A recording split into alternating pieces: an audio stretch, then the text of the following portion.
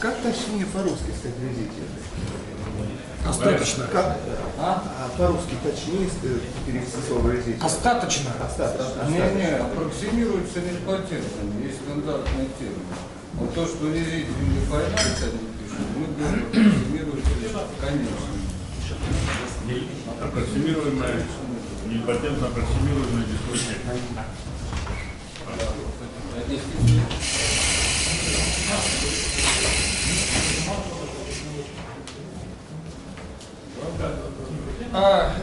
Let me read the list of people who express their wish to state a problem in the order of dachas and guest houses. These are currently I have 10 people on the list, and there are Sergei Matveev, Vladimir Turaev, Christian Blanchet, Alexis Verlizier, Vladimir Vershinin, Dro Barnatan, Matthew Hogan-Kam, Kent Orr, Vasily Manturov, Vershinin was with Bardakov, so, and myself. And also Louis-Adrien Robert told me that he has a problem, but it is very long. Okay, so we have, is there anybody else who wants to state a problem? Yes. Makhnев. I'm sorry, Vesnin. Okay, so is your problem related to quantum topology? Okay. So I put a plus here. Okay. So we have 11 people. That means that everyone has 4 minutes. Clear? If you can state your problem in a shorter time, then you are welcome. So let me just go in the order which is on my list. So Sergei Matveev, is he here? No. Okay, so we go to Vladimir Turaev. You're welcome.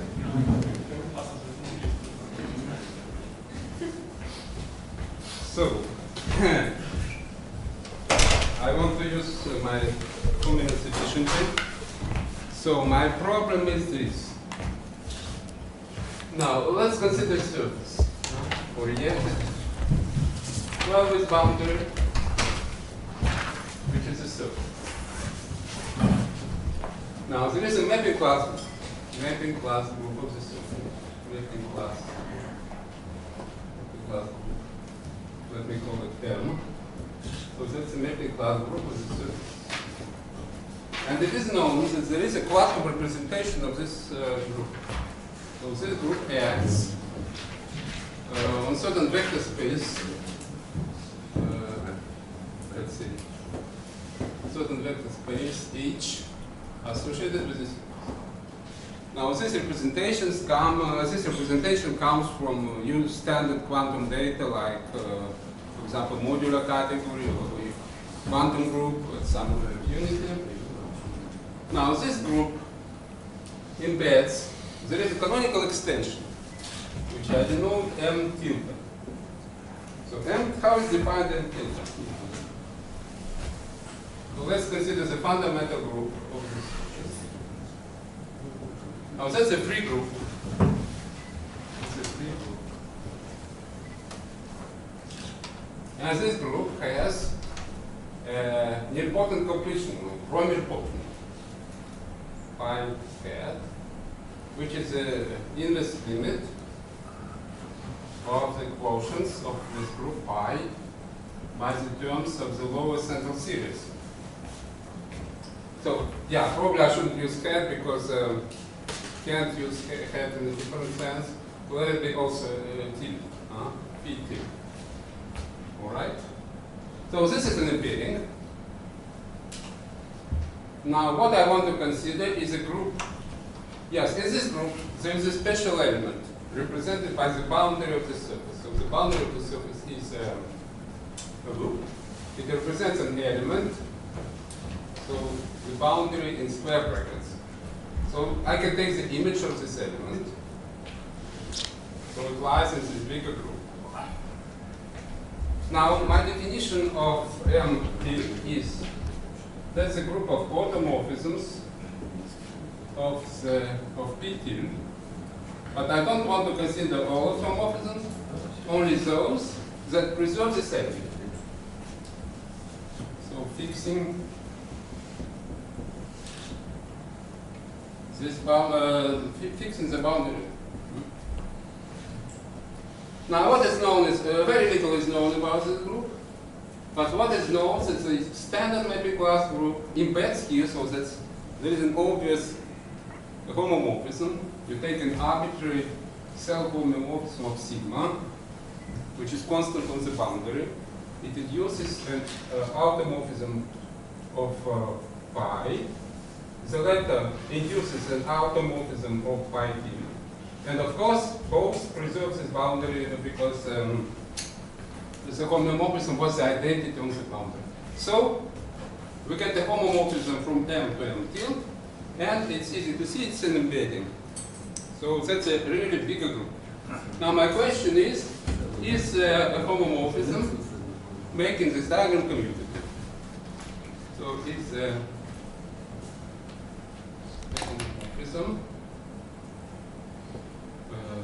This dotted homomorphism making this diagram commutative.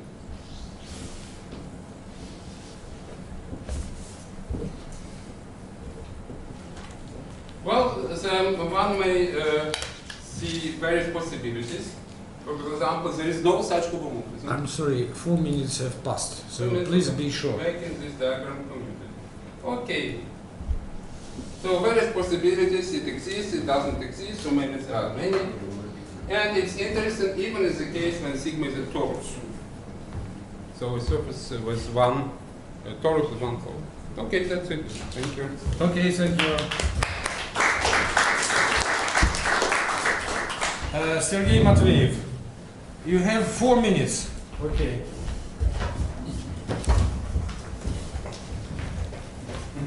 This means overcount, okay.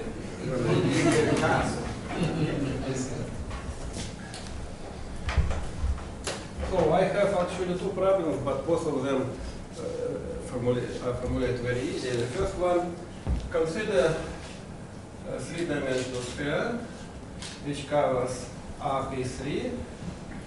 And the question is, do there exist two nodes, K1 and K2, maybe here K1 and K2 in RP3, such that first they are different, and second, if you lift them to S3, we get two other nodes. Nodes are, I assume that we may get a link, but let's say the nodes, and such that they are the same. So do they? That's the first problem. Which kind of equivalence? Isotopy or now? In the sphere it is the same. In RP3 it is isotopy. It's okay for isotopy. Okay, and this is problem number one. Very nice problem. Yeah, the second one will be better. Does there exist three-dimensional? This is actually a conjecture. That if you take a three-dimensional manifold, such that the genus of this manifold is equal to 2, then M can be obtained from three-dimensional sphere by surgery along four-component links. Four-component link. Frame link or just with zero frame link? No, a link of four components. Yes, is it framed? Frame, certainly, Okay, yeah. yes, okay. So any genus 2 3 manifold, called genus 2 3 manifold, can be obtained by surgery along a frame link of four components. You mean Higger genus? Huh? You mean Higger genus? Higger genus, yeah. So it is checked by computer, but I don't know the proof. Thank you. A very nice problem. So you are in perfect timing. Now, Christian Blanchet, you are welcome. So I almost get the problem in my talk. So the problem is consider the mapping class group representation or thoroughly group representation you get from this non-summissible TQFT. The question is find a non-trivial element in the kernel of this representation.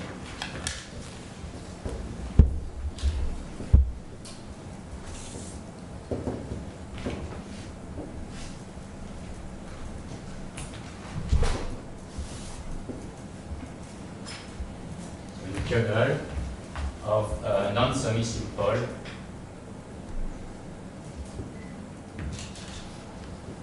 TQFT representation of mapping class group. And in fact, there are two cases. One, so mapping class group or thoroughly group. So I explained that if you have a surface sigma with base point, then you may consider the thoroughly subgroup, which is a group acting trivially on homology. Here I put a base point.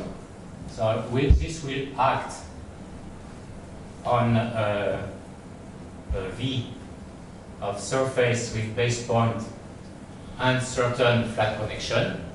And here the interesting case is that when this guy belongs to H1 of sigma with C over 2Z coefficient, but not rational, but minus H1 of sigma Q over 2Z. So this ensures that the boundary curve generator acts with infinite order. So this is the first case. The second case, you have mapping class group of sigma star acting on this TQFT module of sigma star with zero cohomology class, and this we can describe easily. This is more complicated, but we get a representation of the whole mapping class group where then twists are acting with infinite order. So the question, this question here you have R, let's say R greater than 3, or R equal to, we know that there are elements in the kernel. That's all. Okay, thank you. Any questions? So you did it in perfect timing. Therefore, I asked for questions. Now, the next speaker is Andrei Vesnin. Very much.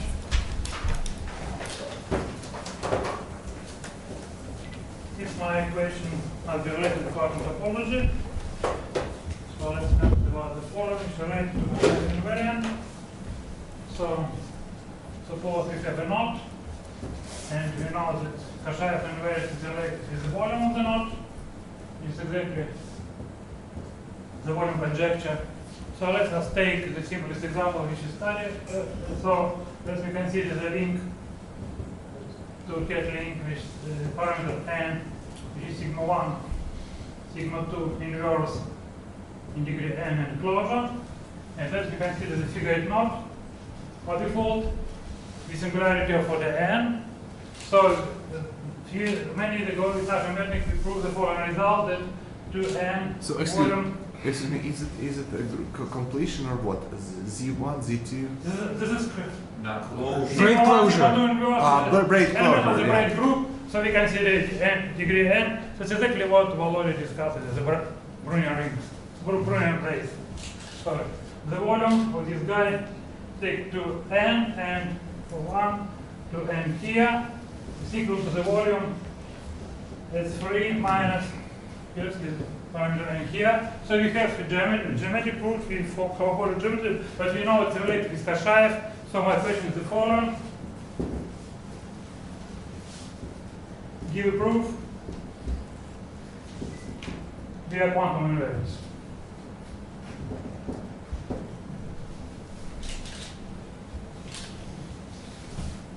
Have one more time? Yes. How much I have? 2 minutes. 2 minutes, okay. So, this one stuff related to my talk, and another stuff related to the talk which was done by Evgeny Fomenik. He discussed complexity of manifolds. So suppose we have three-dimensional manifolds. So there is notional complexity introduced by Sergei Matveyev. Sometimes it's more or less the same as the triangulation complexity by Knider. And we are interested in calculation of complexity for a given three-dimensional manifold. And up to now there are two approaches which we know. One via normal surfaces, and another via calculation of epsilon invariance, which we use it in the joint with the gain of omega. So my question: can we find complexity of the manifold via some quantum invariance, and can we obtain some estimates? How quantum invariance relates to the complexity of manifolds? So this is the question. Thank you very much. Well, I didn't quite understand the first problem. So because your writing is not quite legible. I'm sorry. So Okay. I understand what. So you take a knot, which is the closure of that braid. Then you take its complement and take its hyperbolic volume. Okay. Yeah. And then what is the? We know that it is related to Kashaev invariance. Yes. We know how. Yes, I know. Okay. Yes. This is on the right part. Yes. And what's on the left part we have orbifold. Yeah. And for orbifold we also have generation of Kashaev conjecture. I'm sorry. And How do you get the orbifold?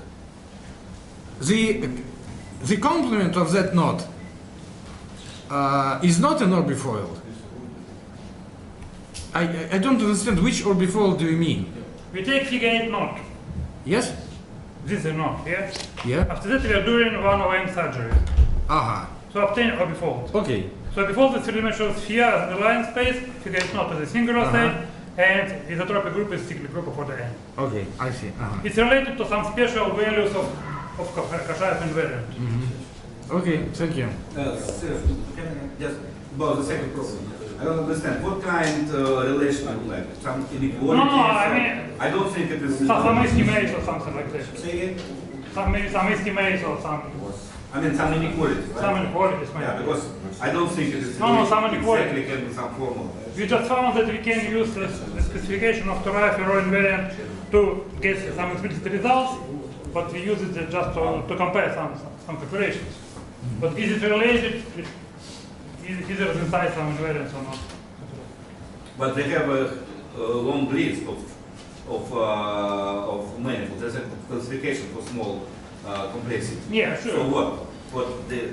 Probably you can see some relations or not. It is, I mean, you can do that. Suppose nobody done it. Experimentally. Okay. You have a long list of manifolds, right? You can count everything. Can you see any relations? No, I mean, for example, if manifold hyperbolic, if I know volume, so I can estimate complexity. So volume related again to quantum invariance. So can we obtain something similar? Okay, is it clear? Completely clear. It is okay. It is okay. Thank you. Okay.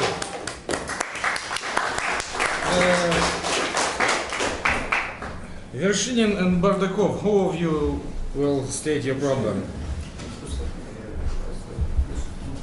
So, some words about the motivation, and then the organizing committee will decide whether it is connected to quantum topology or not. Go ahead. Thank you, sir. So, the essential ingredient to prove that pure braids are decided by finite type invariance is the fact that this group is residually nilpotent.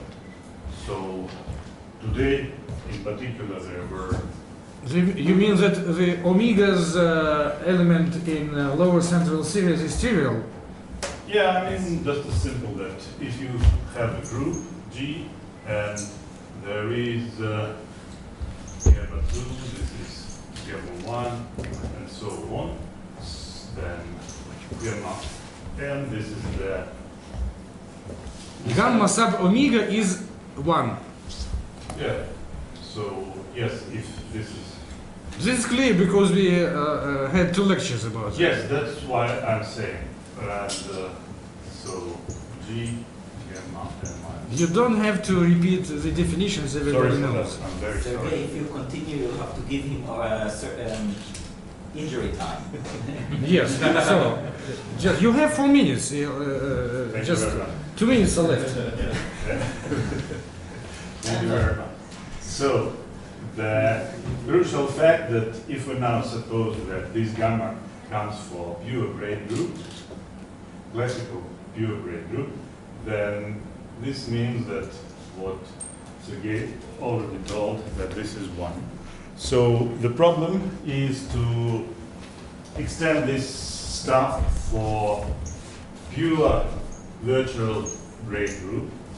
So there is no time to define it, and it's not necessary.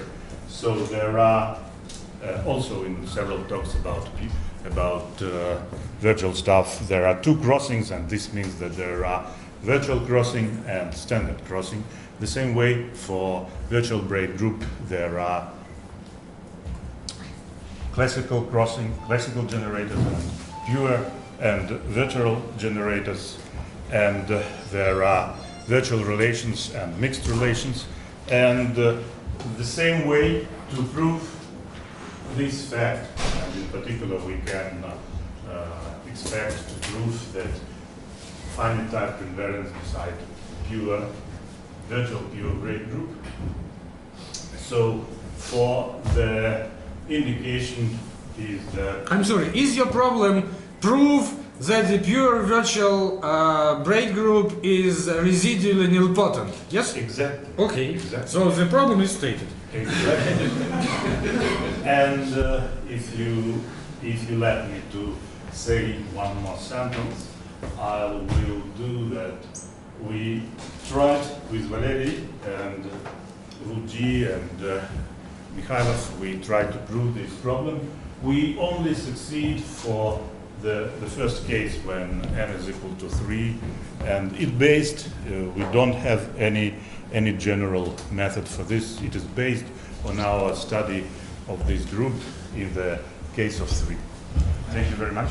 And one remark, I think you need parentheses, residually parentheses nilpotent with absorption. Yes, but Residually nilpotent. yes, but you may consider this as 2 versions. This is the weak version that to prove only this, and this I think will be enough for the Steel invariant. And the strong version, you're right, that in the case of classical braid you have residually torsion free to prove this thing. So thank you very much. That's essential. The next speaker is Dror Barnatan. Can I use the projector very quickly? Yes, you should have prepared it earlier. I have prepared it. Okay, good. Can you turn off the light? Yes. Sorry for being panicked. Okay, so this has been my dream for the last 8 or 9 years, and the problem is to produce a working algebraic knot theory. So maybe it's inspired by algebraic topology. So algebraic topology produces homology, and homology is invariant, but that's nonsense. What you really need is maps between homologies, and only then algebraic topology becomes useful. So likewise, it's not enough to get knot invariants, maybe defined on links with values in some algebraic space which is associated with the links, call it Z. But I want an algebraic theory, algebraic knot theory. So if I have a map between knotted objects, between spaces of knotted objects, I want a map between the corresponding space of invariants.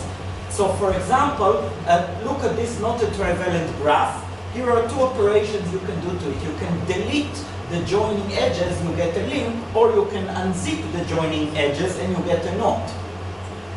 So there is a map from the knottings of this graph to the knottings of circles and to the knottings of a single circle. And what I want is to produce a system of invariants into algebraic spaces, algebraic meaning something where you can compute, so that there is a corresponding map that make it commutative. Now, why do I care? I care because, for example, the set of ribbon knots is the set of all unzips, meaning use of gammas, where the gammas are here, and their delete is the unlink. That's a lovely exercise. You can verify it yourself. And this implies that the invariant of a ribbon knot belongs to the algebraic unzips of zetas, where zetas belong to the algebraic space associated with the skeleton, whose deletes, the deletes of those zetas should be the invariant of the unlink. So in principle, you get a handle on detecting whether a knot is ribbon or not. And there are similar things. Likewise, if you get a system like that, you get a handle on the genus, you get a handle on crossing number, on several other things.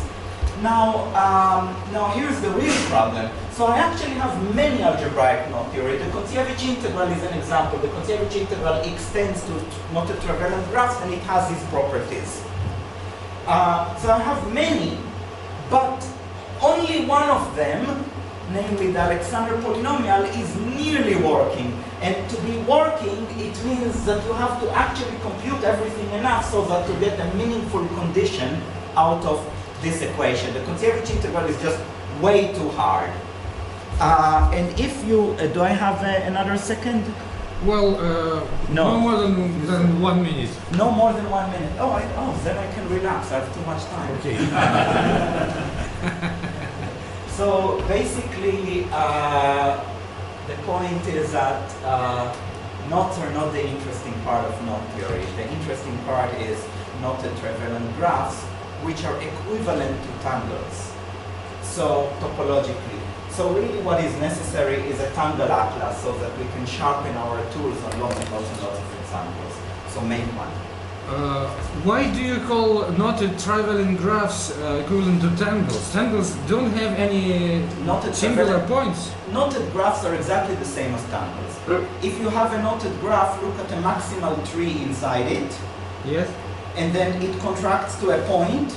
Yeah? Put this point, put a little disk around this point, now do inversion, and you have a tangle. So knotted graphs are tangles plus a tiny bit of extra combinatorics, the choice of a maximal tree. Okay. Okay. Thank you.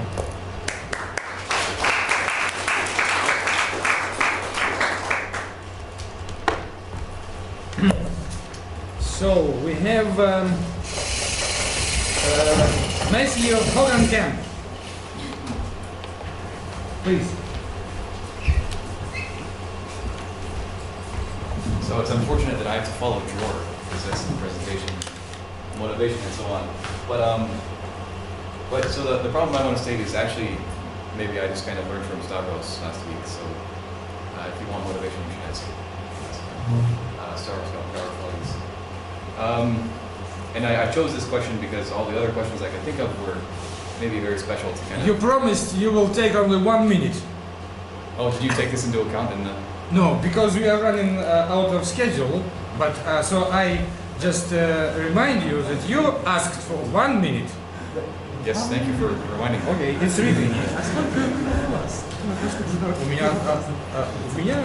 So there, I now have an excuse for not giving any motivation. Because it would take longer than a minute. Yes. So the question is for which knotted trivalent graphs, I guess.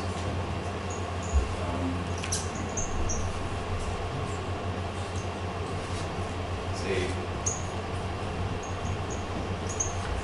maybe I'll even say knotted spin networks. Okay. So you could consider knots or links or say planar trivalent colored graphs and so on. Oh, no, I really mean trigonal graphs.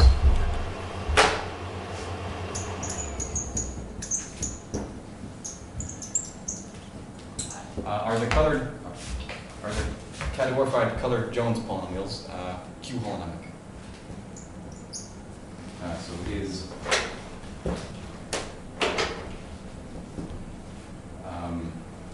for lack of a better abbreviation, I'll call a cat colored Jones.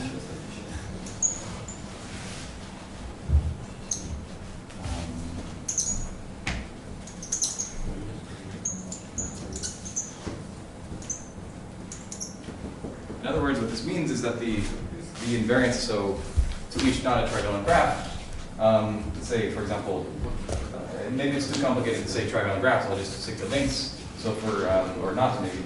So the categorified colored Jones polynomial is a function given a knot and an integer. You can compute the homology of some complex associated to these data. And does this satisfy recursion? Is there kind of a polynomial recursion? And if I had another minute, I could explain more precisely what Q holonomic means. But does it satisfy recursion? I suggest that anybody who is interested in that ask you questions after our session is over. Yes. Is there a totally categorified color Jones? Yes. Okay. Sorry, I shouldn't have asked.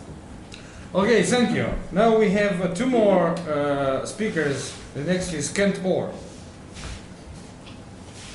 Yeah, this was really meant to be speculative considerations and not a problem, but I'll see what I can do. Let me erase it here. Considerations are as good as problems. Well, at any rate, it was motivated by some of the things that came out of my thinking about the talk. Here, I'll start it now. I've got my own timer. So suppose I have two finitely generated abelian groups of the same rank, right? And I wanted some functor which turns that into an isomorphism. Well, we all know the functor. You tensor with Q, and that becomes an isomorphism. Now, that's not the only functor that does that. You can take the functor that takes the group to 0, right? But this is the initial functor. Any functor that does that factors through this one. Well, in the same way, I could take finite spaces, finite CW complexes, and homology equivalences. And I want a functor which takes all maps, like a functor which for any map like that turns it into a homotopy equivalence. And it's the initial functor that does so. And that's called the Vogel localization.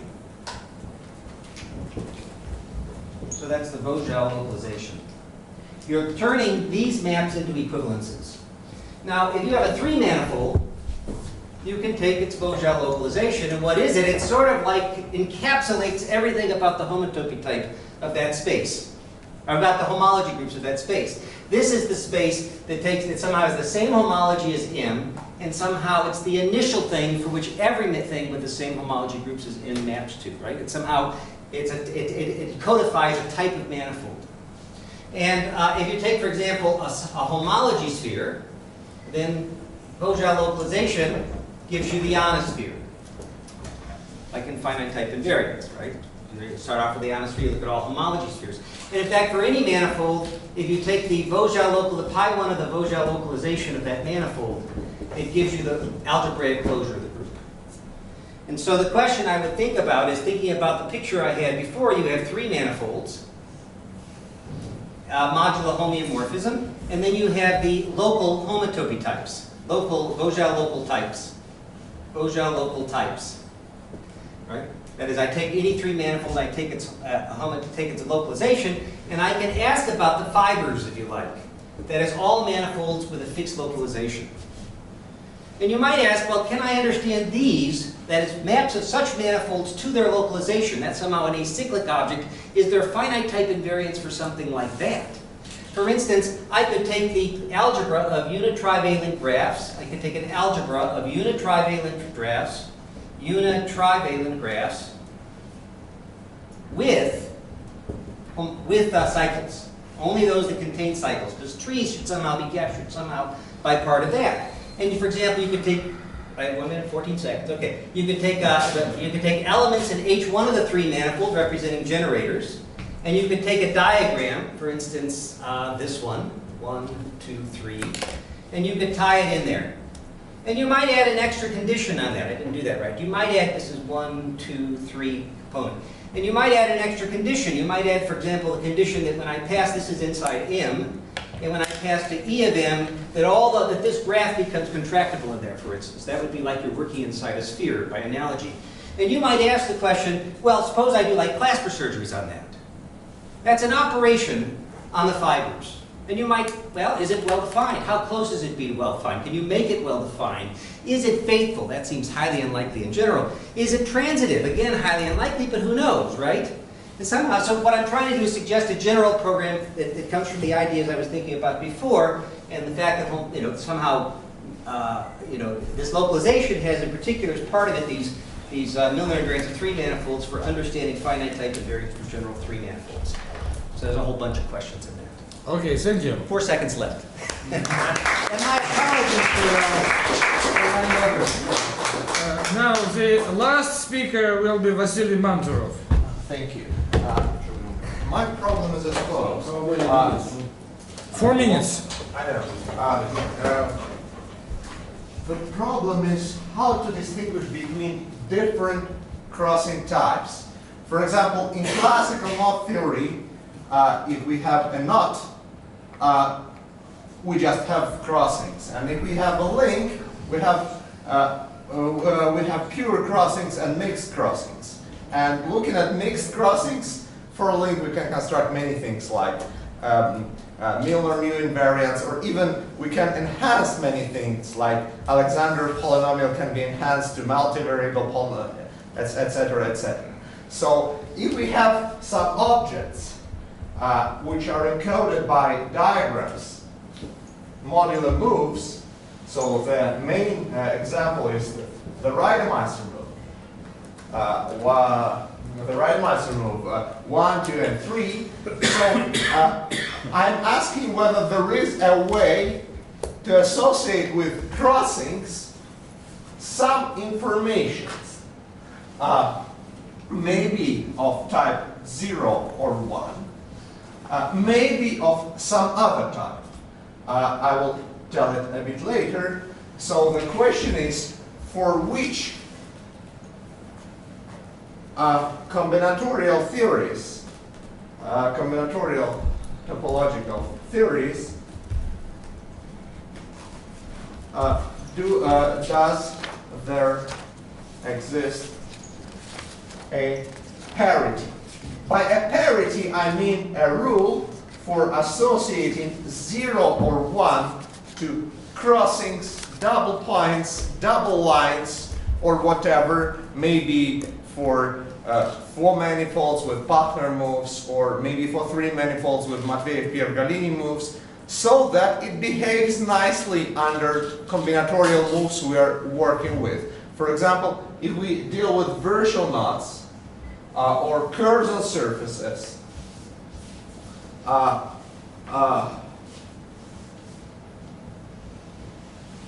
or even trivalent graphs, and somewhat for 2 knots, I don't have enough time to talk about that. So we can construct parities. Those as a way to associate 0 or 1 to crossings or double points for 2 knots, or something like that, so that they behave nicely under corresponding moves. And this leads to various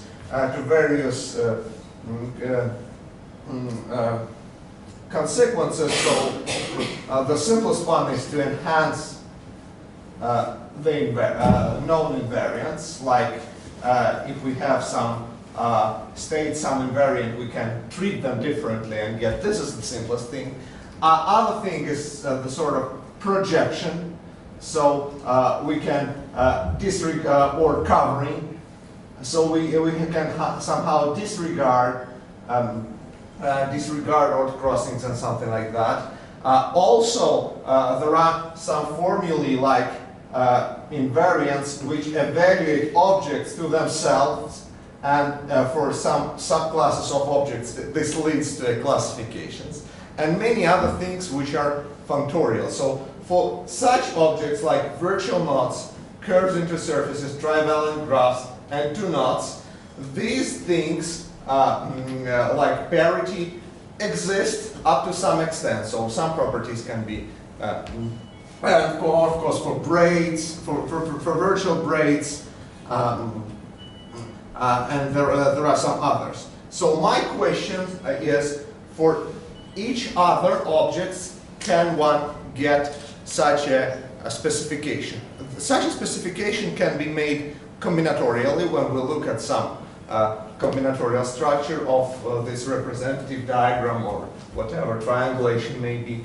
And also it can be topological. For example, if we look at a crossing, we can look at some loop, and if we have some homologically non-trivial thing, we can convert it. And also one more thing we can get here is the localization. So we can, if we have a crossing, we can localize the information about the non-triviality of the whole object at this crossing. We can say this is odd, and somehow this is responsible for the non-triviality. So I'm asking whether this exists in other topological theory, 4 manifolds, 3 manifolds, TQFTs, and many others. And also there are many versions of parities when we associate not just elements from Z2, but also elements from some group or maybe more complicated structure, but we associate them locally. It's not the whole state sum we associate with the object. It's a structure we associate with 1.1 crossing. Okay, thank you.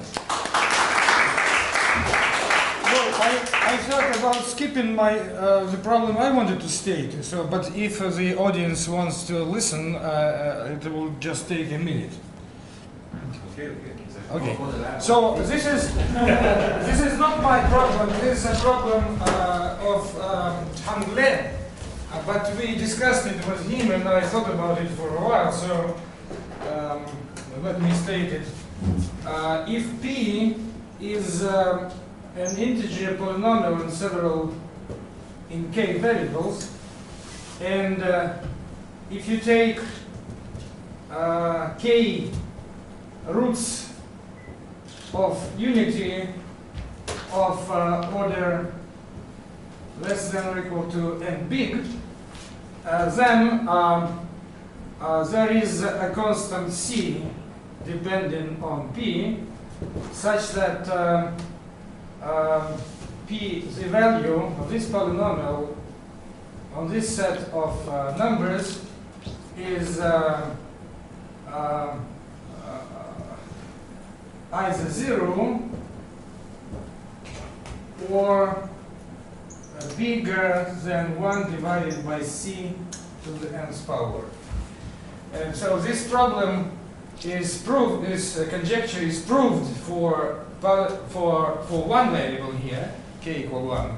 It's called Gelfond-Baker theorem.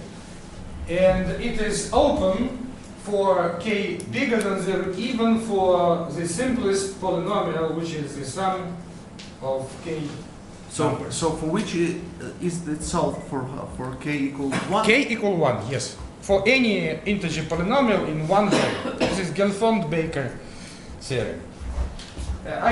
What I did, I checked this conjecture experimental on computer, and it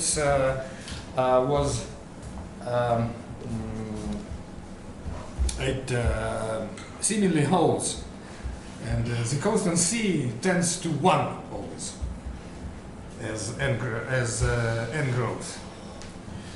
Thank you.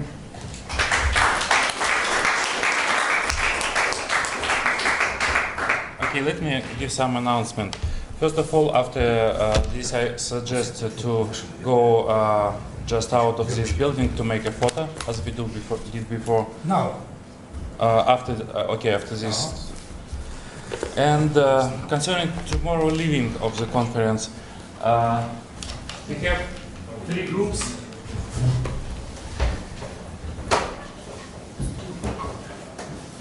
First of all, just for speakers, please send me your open problems to put it on the site of the conference, on the site of laboratory. Okay, tomorrow, the first group who used Aeroflot from Magnitogorsk.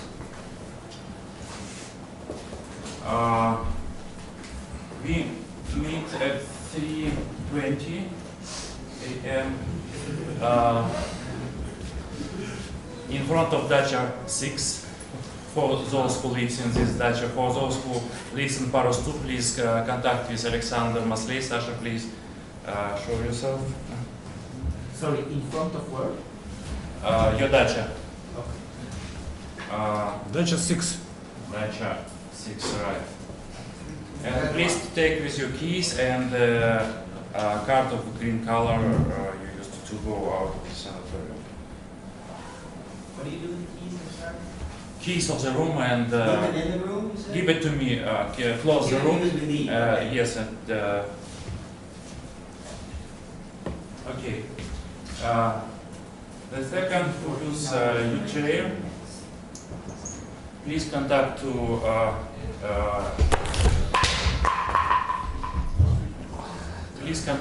Alexander Masley. The second flight is 6 a.m.